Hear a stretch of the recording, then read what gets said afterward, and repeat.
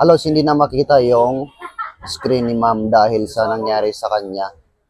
Kung mapapansin nyo guys, may mga line na po siya banda dito. Pangalawa, may black spot dito. So, ang nangyari sa kanya is nabagsak. After magkabagsak, unti-unti na siyang nasisira yung screen. So, sa may mga iPhone 11 dyan, iwasan nyo na lang po mabagsak yung cellphone nyo para po hindi ka matulad sa cellphone ni Madam. So, ang gagawin po natin dito is papalitan na po namin siya ng bagong LCD. Nakita tayo ni Ma'am sa aming TikTok. Maraming salamat po Ma'am sa pagpunta sa aming shop.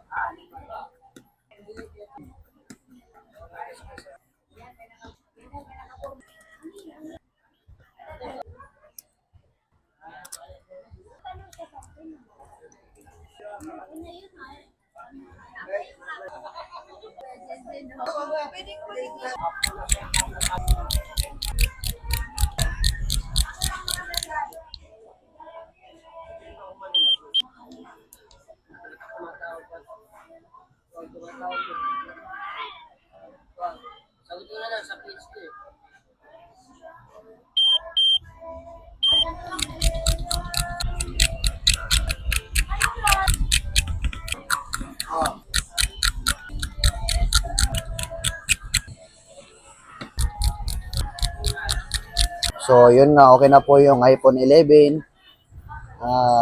Napalitan ko na po siya ng LCD. So, ito.